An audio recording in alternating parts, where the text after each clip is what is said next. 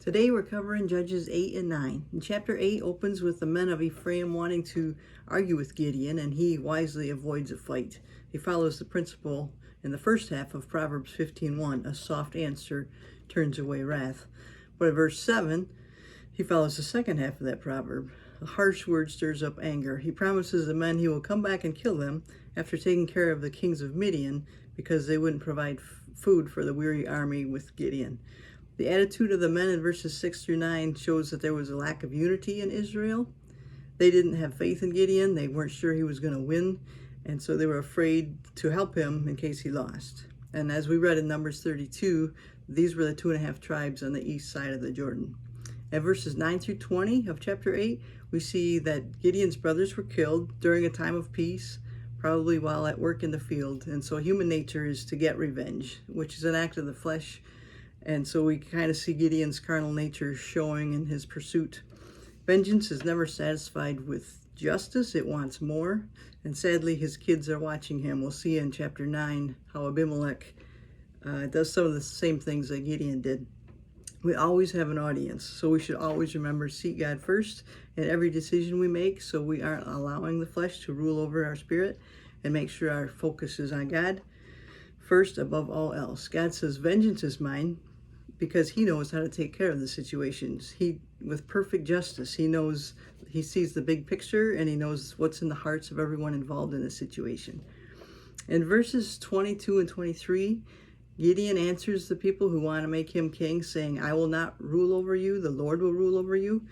It sounded good, but Gideon ended up turning to idolatry. In verses 24 through 27, we see that the ephod that he made it became a snare. He didn't want the responsibility of being the king, yet he named his son Abimelech, which means my father is king. Gideon dies at the end of chapter 8, and Israel immediately forgets about God and returns to idolatry.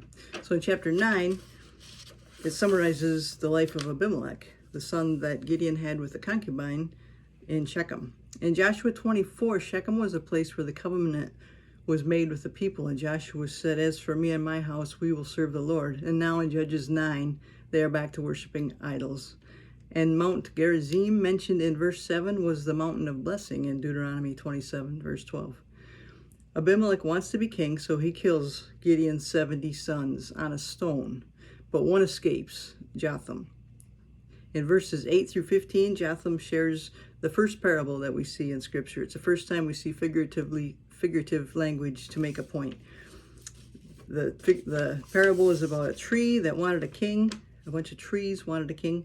So they asked the olive tree. The olive tree represents Gideon. He did not want to be king. The fig tree and the grapevine represent the legitimate sons of Gideon. And the bramble, or the tumbleweed, represents Abimelech. So Jotham shares this parable. And in verses 15 and 20, it's actually a prophecy that speaks of fire that comes out of the bramble and destroys Shechem. And we'll see later on that prophecy is fulfilled. Verses 22 and 23 tell us that Abimelech was king for 3 years. And then verse 23 says God sent an evil spirit that brought strife between Abimelech and his followers. And Abimelech ends up killing his own people. Verse 49 is the fulfillment of that prophecy. In verses 15 and 20, Abimelech killed everyone in Shechem with fire.